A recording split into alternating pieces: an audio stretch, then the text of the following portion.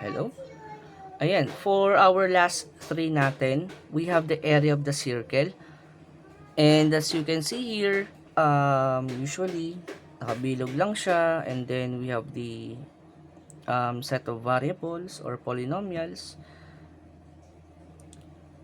Area of the circle is pi, pi r squared. Okay. Nilagay ko siya as this one for the intention na ilalagay natin tong radius, the 5x plus 1, 5x plus 2, dito sa loob. Ikukulong natin into squared. And then, dodoblehin natin later on. Okay? Don't worry about the value of the pi right here na hindi nyo i-convert into 3.1416. Okay lang yun. Walang problema kasi hindi naman natin siya makukuha yung exact na value. Dahil meron tayong missing or unknown x. So, in this case, we have is equal to pi times, okay, dahil mag-ano tayo, maglalagay na tayo ng 5x plus 2. Lagyan natin to parenthesis, 5x plus 2. That is the radius. Okay, dahil radius ang usapan. Pero pag yan ay naka-diameter, and then nahatiin yung pa to sa kalahati. Pero since it's a radius naman na, wala nang problema. Ayan na tayo, diretso. Oops, lagyan natin ng braces para hindi nakakalito. 5x plus 2, bakit po? Para makita nyo in visual form kung ano yung nangyayari dun sa dalawa. Ayan, pinagano ko na. Pinagiwalay ko na. So, since pares ulit, we're going to use the faster method.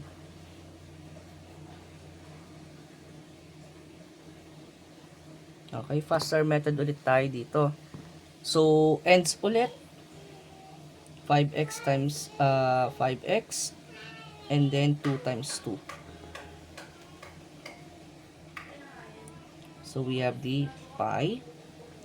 And in this case, dahil nga faster method tayo, pag faster method, diretso na yan ng parenthesis. Pero kung hindi kayo sanay, then wala namang problema, FOIL method natin yan. Okay, so 5x times 5x, we have 25x squared. Kasya yan. Okay, and then we have 2 plus 2, we have plus 4. Ayan. Then, lagyan natin dito. Next, we have the middle parts. Okay, ito na nga lang. Ito, 2 times 5x. And then, 5x plus 2. Pero dahil faster method tayo, ang gagawin ulit natin, isusulat ulit dito yung way of thinking natin. 2 times 5x, so we have 10. Sulat muna natin yung variables before we solve, no? Check natin, 2 times 5x, so that's only an x. Lagyan na natin dito, diretso. And then we have 2 times 5. 2 times 5. Para sa mga positive, so walang problema. We have 10. And then, doblehin daw yan. Dodoblehin yan. 10 times 10. So, we have 20. We have 20 na positive. And then, don't forget the squared units. And that is your final answer. Okay? Sir, minsan may nakita kaming ganito. Yung ito, nandun sa right side. Walang problema. Kung ganun lang din. Okay? Just to be, important thing to have some parentheses. Kasi hindi pwedeng walang parentheses na dito na lang, 4 pi. Hindi siya pwedeng ganun. Okay, kailangan buo siya. Kasi buo nyo siyang nakuha as your radius. So, don't forget the parentheses. There are some resources na may error na, okay lang yan, ano naman yan 4 pi lang naman yan, okay. No, much better if you correct it this way. Kasi nga, buo siyang radius, not just a ordinary, number or, let's say, expressions na nakuha lang natin sa tabi.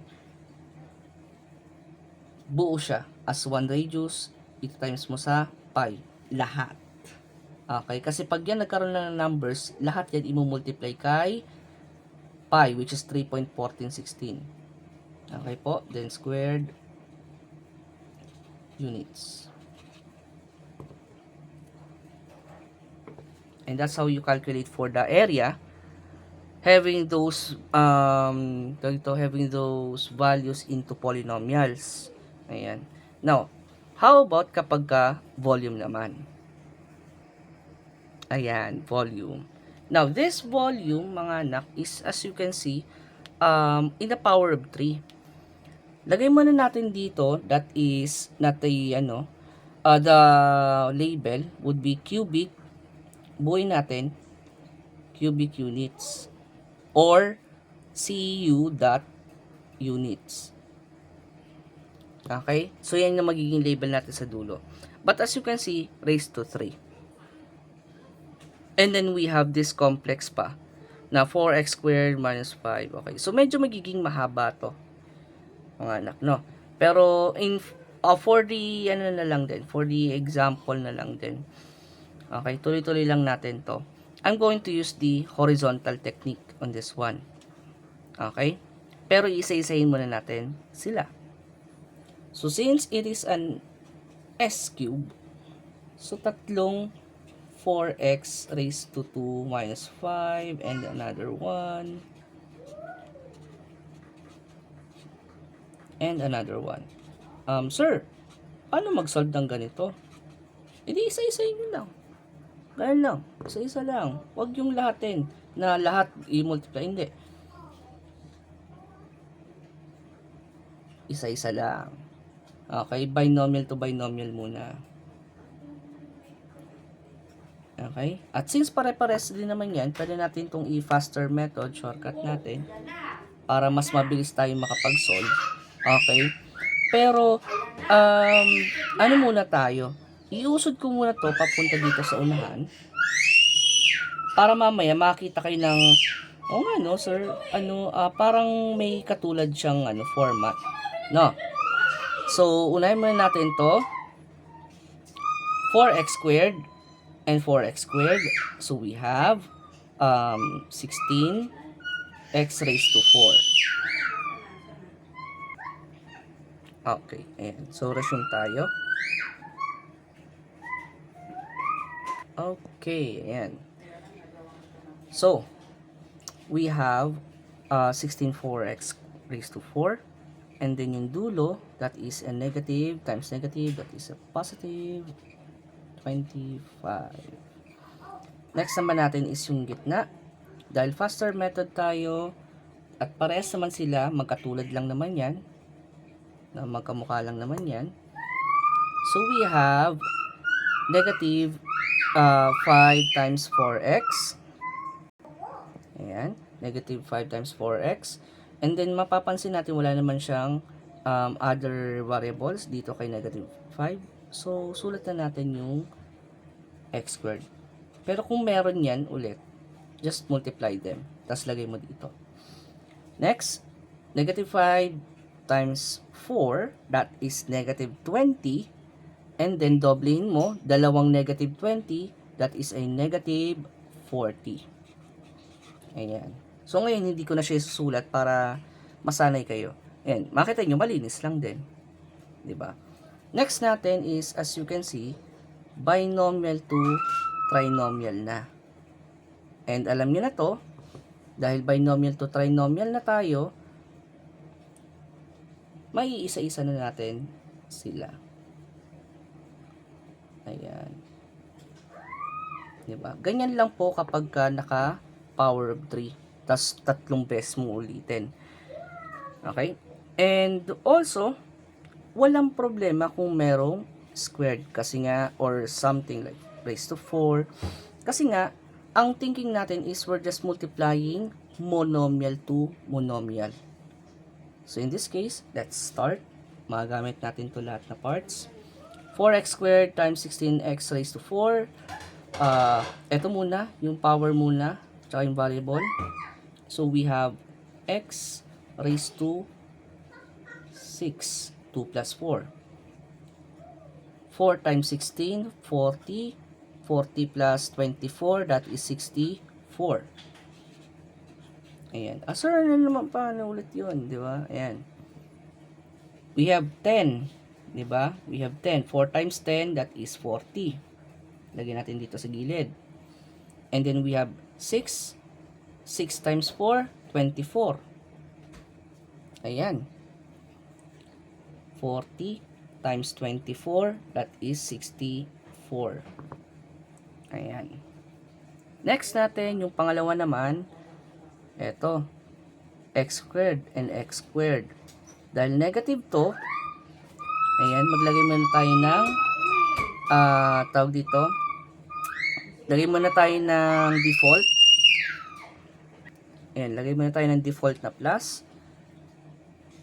So, that's a negative. 4 times 4, 16.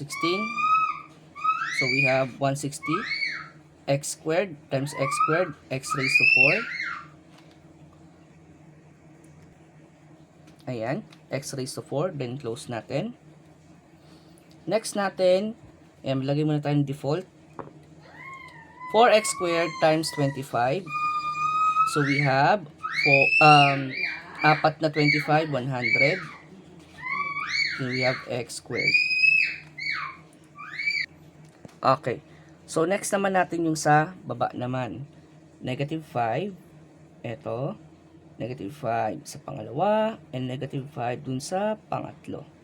Okay? Ganun process pa rin. But this time, you have to be very vigilant when it comes to checking the x and the power. Para pwede natin siyang ipares via vertical method. So, negative 5 times 16x raised to 4. Wala tong variable. Ito meron. X raised to 4. X raised to 4. So, dito siya bababa. So, lagay muna tayo ng default. X raised to 4. 5 times 16 na negative. Negative 5. So, that would be kalahati ng 160. That's 80. So, negative 80. Next natin, sa pangalawa naman tayo. Negative 5 times negative 40. X squared. X squared. Okay, so dito yan. Pares natin yan. Lagyan na natin yung x squared. Negative 5 times negative 40. That's a positive. 540. That is 200. Last but not the least, negative 5 going to 25. So that is a negative. Lagyan mo na tayong default. So, negative 525. So, 125. And then, we have the addition here. Ayan. So, baba na natin. We have 64. X raised to 6. So, dalawang negative. So, mangyari niyan, magiging subtraction na siya. And we're going to add them together. 160 plus 80, that is going to be 240. Negative 240 yan. X raised to 4. The next, parehas addition. Parehas positive. So, addition. 100 plus 200, 300. And then we have plus and ito negative. So, that is minus 1 to 5. And then, lagay natin yung, syempre, the cubic dot units. And then, the VC is equal to volume of cube. And that's how you answer this volume. Last but not the least, the volume for rectangular prism. Pag rectangular, and then cube. Don't forget the units. Lagay natin dito CU dot units because I can see you. Okay. So the volume for the rectangular prism is height, width, and length. Let's label them. X plus 4 would be your height. The length would be the 3x. Tama ba? Length. And the width would be the x. Minus 2. Yeah. HWD. Okay. So let's have the units going. We have the height, x plus 4. Close. The width would be x minus 2. And then bakit may letter D dito? Sorry. That's not letter D. That's letter L. Oh, mukhang L yan ha. Oh, walang tatanggi diyan. Okay? And then the length is 3x plus 7. Okay. So dito, gawin natin ibang orientation naman. Okay? Pwede kayo mag-start dito. Yan, ganyan lang. Okay. Walang problema. Kung gusto niyo yan, lagay natin to dito para mas mabilis, no? Bala ko sana ito yung iiwan eh, tapos ito yung dalawa yung multiply, pero okay lang yan. Pares lang naman yung lalabas diyan. So we have 3x plus 7, copyin muna natin saglit. Tapos mag-start na tayo mag-multiply ng dalawa. And as you can see, mas madali itong i-multiply. Walang number. So 1 yan parehas, and then wala ring iba pang exponent, so mas madali. Pwede natin i-diretso, di ba? Kaya na. X squared, this one, ayan. Yung dulo-dulo muna. 4 times negative 2, that is negative 8. And then yung gitna, 4x. Ayan. 4x, then lagay natin, no? Kasya ba? Parang hindi. Usod na lang natin ito mamaya. 4x muna. Then ito ay x times negative 2. Lagyan na nga natin ng label. Ito yung 4x kanina. And then ito na yung middle parts. X times negative 2, that is minus 2x. Ayan. Gagawin ko yung ginagawa nyo madalas, no? Pero hindi. Baka malito lang din kayo. Lagyan natin ng plus. Yan, red yan ha. Yan. X squared plus 4x plus negative 2x. And then, syempre yung dulo kanina. Ano ba yung sagot natin doon? 4 times negative 2, negative 8. Ayan. Ito yun. Alright, let's go ahead with linisin na muna natin, no? Okay, pwede ito pagsamahin. Dito tayo pwesto. X squared. Ito po. 4 plus negative 2. 4 plus negative 2. So that is a positive 2x. And then we have plus negative 8, linis. We have negative 8. Then copy itong 3x plus 7. Okay. So vertical technique ulit tayo, no? Isa-isa nga lang. Yan.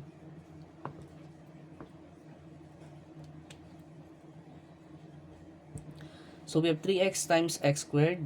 So we have 3x raised to 3. Next natin, ito naman po. 3x times 2x. Lagyan muna tayo ng plus as default. We have 3 times 2, 6. X times x, x squared. And then, the last, yung pangatlo. Lagyan tayo ng plus as default. Dahil may negative na tayo. Negative 8, 16, 24x. 3x times negative 8. Next naman natin, going to use block for this one. Yung 7x squared naman tayo. Pang default na pala. So, 7x squared, x squared, x squared. Ayun, sakto. The default, 7x squared. Next naman natin, 7 times yung katabi na 2x. Okay? So, 7 times 2x, 2x, ito yung kapares niya. So, we have 7 times 2, 14x. Then, last but not the least, this one, yun. Number. So, definitely, dito na yan. 7 times 8, 56, and that is a negative. So, lagay tayo ng plus for this one. So, we have 3x raised to 3. Parehas plus, wala problema. 6 plus 7, that is 13. Bring down x squared. So, in this one, magkaiba. So, checking the higher, negative yung higher. So, this will become subtraction. 24 minus 14. Tingnan nyo kasi ito ay negative, ito ay positive. So, ang sabi ko na lang dito ay 24 minus 14. Okay, nag-subtract na tayong literal. Pag magkaiba, subtract. Pag magkaparehas, add. 24 minus 14, that is a 10x. And then, linis, we have 56. Lagay natin yung CU units. Dot units. And then, lagay natin yung VR. Volume of rectangular prism. And that's how you answer the volume for rectangular prism.